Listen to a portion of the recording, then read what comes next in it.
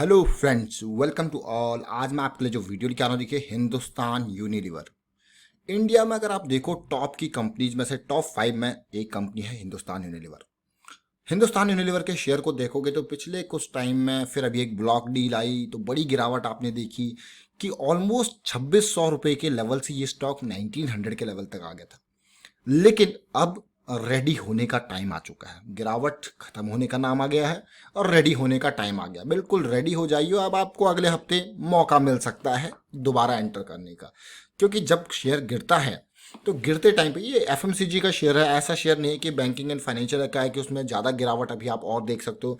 तो यहाँ पे जो गिरावट यहाँ पे हुई भाई, बड़ी डील हुई, ग्लैक्सो ने अपना करोड़ों का माल बेचा उसके चलते। अब इस हिंदुस्तान यूनिलीवर के शेयर को अगर आप समझते नहीं तो इसके प्रोडक्ट्स देख लीजिए। सर्फ एक्सेल, जरा सोचिए क्या लॉकडाउन में सर्फ एक्सेल की जो मैं कहूँगा सर्फ एक्सेल की जो सेल है वो कम हुई है। घर घर में सर्फ एक्सेल यूज़ होता है और इतना सर्फ एक्सेल यूज़ होता है कि भाई कपड़े तो चल ही रहे हैं। हाँ, ये है कि लोगों ने कपड़े धोना थोड़ा कम कर दिया होगा, बाहर कम जा रहे हैं, लेकिन सेल चल रही होगी। इसके डव को देखिए, लोगों ने नहाना तो बंद किया नहीं होगा। पॉन्ड्स को देखिए, मतलब ये सारे विम लोगों के घर में खा रहे हैं, बर्तन और ज़्यादा हो रहे हैं तो विम बार की सेल और हो रही है। चाय लोग घर पे पी रहे हैं। व्हील देखिए, ये सारे प्रोडक्ट्स इसी के हैं। तो कहीं ना कहीं आपको लगेगा कि यार हिंदुस्तान यूनिलीवर के प्रोडक्ट्स की तो सेल में कोई कमी होने से रही। थोड़ा बहुत फर्क जरूर पड़ेगा, लेकिन ऐसा नहीं कि इतने बड़े लेवल पे सेल में कमी देखने को मिलेगी। वो सारी चीजें, किसान इसका है, रिन इसका है, सब कुछ इसी का है। अब बात करते हैं, ये सारी चीजें तो हमने देखी, ये सब हिंदुस्तान यूनिलीवर की है। तो स्टॉक में जो हम कह रहे हैं कि रेडी हो जाओ, वो किस बेसिस पे कह रहे हैं? वो पूरा पूरा कंप्लीटली टेक्निकल के बेसिस पे। अब रेडी होने का टाइम आ चुका है। पिछले वीक की जो तेजी है उसने एक मोमेंटम दिया है। और आगे बढ़ने से पहले मैं आपको बता दूं, अगर आपने अब तक चैनल को सब्सक्राइब नहीं किया तो जल्दी से सब्सक्राइब कर ले, अदरवाइज बहुत सारी चीजें मिस करोगे। सुबह सुबह हमने टिड्डियों का अटैक यानी कि लोकस्ट अटैक के बारे में एक वीडियो बनाया था और उसमें देखा था कि कौन से शेयर को फायदा हो सकता है। इंश्योरेंस के 3 कंपनीज के टॉप के शेयर्स कल रात डिस्कस किए थे, उनको भी आप देख सकते हो। उसके अलावा 5 साल में करोड़पति बनाने वाले वोल्टाज की हमने बात करी थी, जीडीपी ग्रोथ रेट के ऊपर बात करी थी। तो बहुत सारी अपडेट आपको मिलती रहती है। अगर आपने चैनल सब्सक्राइब नहीं किया हो और बेल आइकन को प्रेस नहीं किया तो आप बहुत सारी चीजें मिस कर रहे हो। और साथ के साथ ज्वाइन बटन पे भी क्लिक कीजिए, क्योंकि यहाँ आपको मिलेगी बेहतरीन टेक्निकल एनालिसिस की सीरीज। और मेंबर्स को इतनी प्रैक्टिस करवा रहे हैं कि ताकि मेंबर्स को कभी किसी से टिप मांगने की जरूरत ना पड़े। खुद अपनी एनालिसिस करके खुद एंटर करेंगे और उसकी चीज की जो उनको प्रॉफिट होगा या लॉस होगा। देखिए, लोग क्या करते हैं, मैं आपको एक इंपॉर्टेंट बात बताता हूँ। लोग जब मार्केट में इन्वेस्ट करते हैं ना, अगर उनको प्रॉफिट या लॉस हो तो वो दूसरे के सर पे डाल देते हैं, भाई तुम्हारी वजह से हमको लॉस हो गया। देखिए, डिसीजन किसने लेना है? आपने लेना है। तो इसलिए आपकी एनालिसिस ऐसी होनी चाहिए। और आप जब जिस दिन खुद रेस्पॉन्सिबिलिटी लेने लग जाओगे ना कि हाँ मैंने ये चीज़ गलत करी, मेरी लर्निंग में कमी है, मेरी ये एग्जीक्यूशन में कमी है, उस दिन आप रेट्रोस्पेक्शन जब करने लग जाओगे तब आपको लगेगा yes, I am correct to the market, I am fit for the market. क्योंकि अभी तक लोग जब दूसरे पे ब्लेम करते हैं तो वहां पे जो मेन चीज है ना, वो क्रक्स वो मिस कर देते हैं। चलिए बात करते हैं यहाँ पे हम हिंदुस्तान यूनिलीवर के शेयर की। जरा देखिए टॉप की अगर मैं बात करूं, Reliance industries, TCS, HDFC bank और हिंदुस्तान यूनिलीवर। अभी एचडीएफसी बैंक जब उछला तो ऊपर चला गया और हिंदुस्तान यूनिलीवर वापस 4th नंबर पे आ गया। रिलायंस और टीसीएस तो फर्स्ट सेकंड है ही है और 4th नंबर पे आपके पास हिंदुस्तान यूनिलीवर है। देखिए, भारतीय एयरटेल भी 5th नंबर पे है बहुत तेजी से।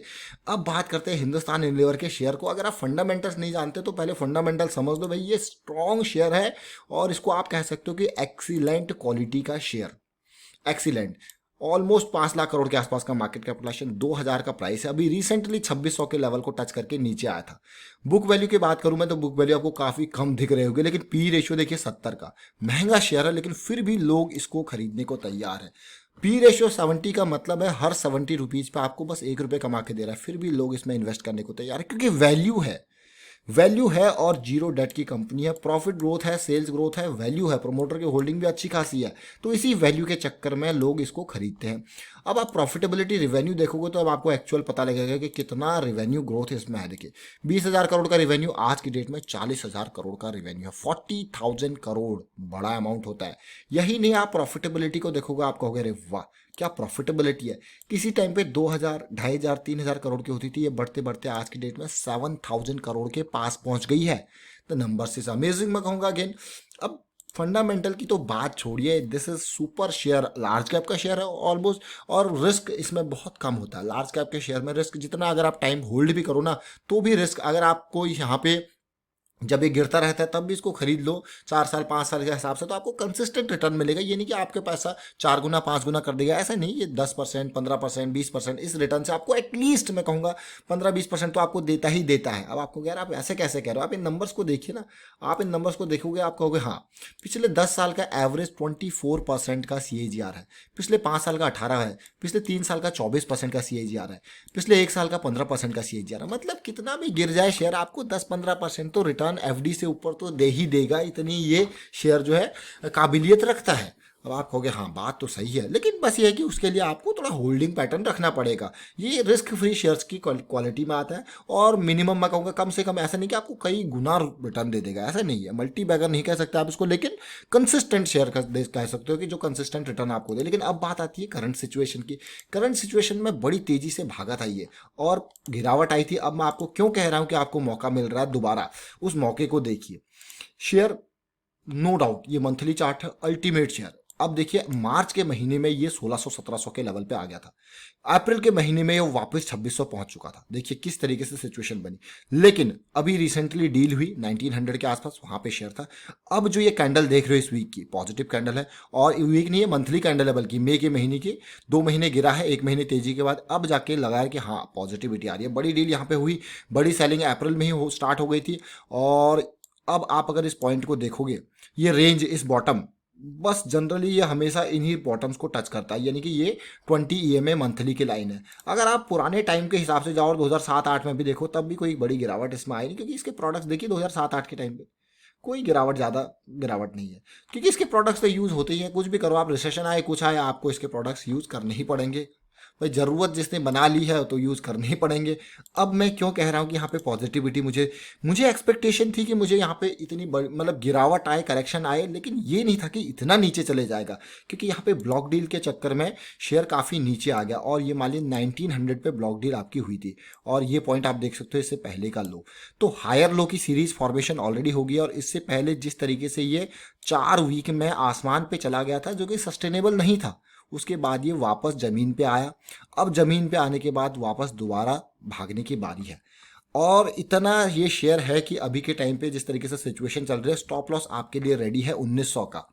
1900 का लेवल अगर तोड़ता है तो फिर आपके लिए ये बॉटम पॉइंट के पास जाएगा। इससे ज़्यादा नीचे जाना बहुत ही मुश्किल काम है। ऐसा नहीं कि नहीं जा सकता, हमने पत्थर की लकीर खींच दी, बहुत मुश्किल काम है, बहुत टफ सिचुएशन है।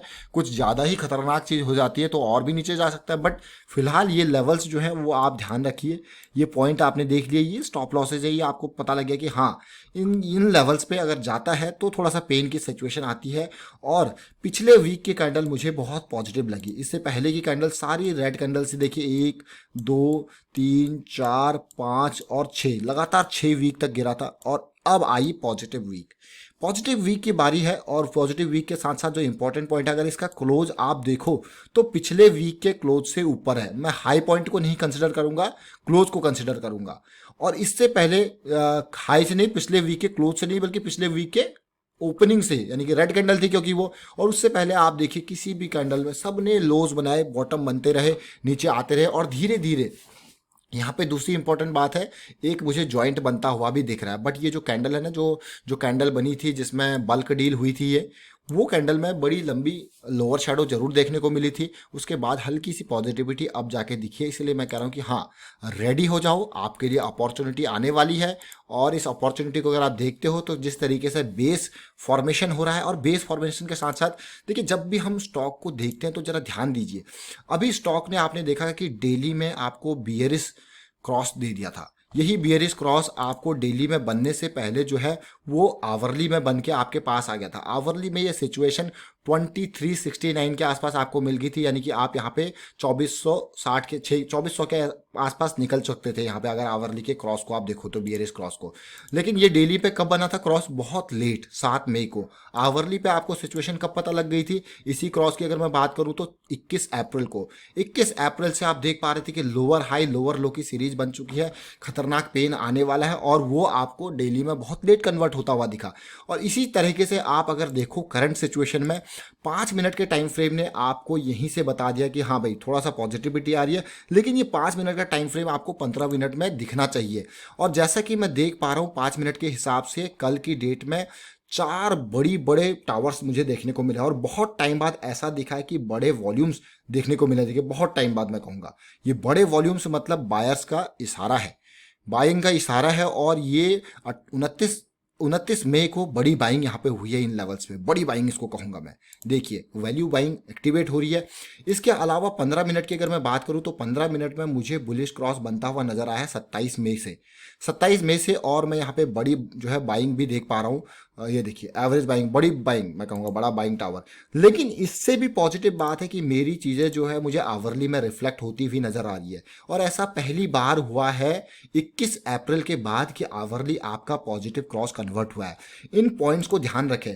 ये जो डेट है ये 21 अप्रैल की थी और आज की डेट है 28 मैं कहूँगा इसको 29 की। तो कितने दिन बाद ये चीज चेंज हुई है आवरली में, that is a big positive signal. अब बात आती है एंट्री कब करें। देखिए एंट्री करने के लिए आपके ऊपर डिपेंड करना चाहता है कि आप क्या ट्रेड यहाँ पे करना चाहते हो। क्योंकि बहुत सारे लोग लॉन्ग टर्म वाले इन्वेस्टर हैं, उनके लिए तो बढ़िया मौका भाई आता रहता है। बहुत सारे लोग सोचते हैं कि हम बस इस स्विंग को ट्रेड करना चाहते हैं जो स्विंग अब बनने वाली है। बहुत सारे लोग सोचेंगे कि भाई हम इस ब्रेकआउट को देखिए, ये 1960 का आपके लिए स्टॉप लॉस रेडी है। अगर आप यहाँ पे स्विंग ट्रेड करना चाहते हो तो आपको लिए मौका आ चुका है और बढ़िया मौका मुझे लगता है। और उसका 1960 का स्टॉप लॉस है स्विंग ट्रेड। और ये आप डेली स्विंग अगर ट्रेड करना चाह रहे हो तो, क्योंकि आवरली पे आपका क्रॉस बन चुका है, पॉजिटिविटी आ चुकी है और हल्के फुल्के जो करेक्टिव होंगे, करेक्शन अगर दिखेंगे, वो आपके लिए बढ़िया अपॉर्चुनिटी होगी। अब मुझे लगता है अब बारी है डेली क्रॉस की। तो जब ये डेली क्रॉस बनेगा और उसके बाद हल्का फुल्का करेक्शन आपको, जैसे ये देखिए लास्ट टाइम पे जब डेली क्रॉस बना था, डेली पे बुलिश क्रॉस बना था, ये पॉइंट था और उसके बाद ये करेक्शन आपको मिला था, ये बढ़िया एंट्री का मौका था। उसके बाद देखिए कहाँ तक ये शेयर गया था। वही सिचुएशन यहाँ पे फिर से आने वाली है। लेकिन जब तक डेली का क्रॉस बनेगा तब तक प्राइस आपका बहुत मूव कर चुका होगा। इसीलिए जरा ध्यान दें। मैं आवरली में आपको लास्ट टाइम की डिटेल भी दिखाना चाहता हूँ कि लास्ट टाइम पे जब क्रॉस बना था तब देखिए डेली पे कितने टाइम बाद वो क्रॉस बना था। ये देखिए आवरली के टाइम को देखिए, तो लास्ट टाइम की बात है, आवरली पे जब क्रॉस बना था पॉजिटिव वाला, ये देखिए सिमिलर सिचुएशन अभी भी आ चुकी है। तो सिमिलर सिचुएशन आ चुकी है और उसके बाद आवरली पे ये आपके सारे एंट्री के मौके आपके पास थे। ये तो और भी बढ़िया एंट्री का मौका था जो डेली पे भी आपको दिखा था और स्टॉक कहाँ तक गया था। और यही पॉजिटिविटी यहाँ पे भी दिखने लग गई है। यानी कि पॉजिटिविटी दिखने लग गई है तो आपको अगर आप देखोगे तो पूरी की पूरी बेस फॉर्मेशन जो थी वो चल गई है आवरली पे, मैं जो देख पा रहा हूँ। और इसीलिए मेरे पास स्टॉप लॉस भी मेरे पास रेडी हो चुका है। स्टॉप लॉस क्या, ये रेंज आपकी स्टॉप लॉस है। पूरी की पूरी बेस फॉर्मेशन आवरली पे मैं देख पा रहा हूँ। इसीलिए थोड़ा सा अगर सेफ पोजीशन चाहते हो तो ये 2120 के लेवल को पार किया जाए तो और भी आपके पास सिचुएशन सेफ हो जाएगी। बट फिलहाल जो बेसिंग की बात हो रही थी वो बेसिंग जो है वो बनती हुई नजर आ रही है। आप कहोगे, कई इसको कहेंगे यार हेड एंड शोल्डर बन रहा है आवरली पे, अच्छी बात है, पॉजिटिव बात है, लेकिन मैं इसको देखिए बड़े ध्यान से देख रहा हूँ और ये चीज़ें जो है वो पार होती हुई नजर आ रही है। धीरे धीरे करके अगले बैरियर्स जो है वो पार होते हुए नजर आ रहे हैं। इसीलिए एक पॉजिटिविटी मुझे दिख रही है यहाँ पे।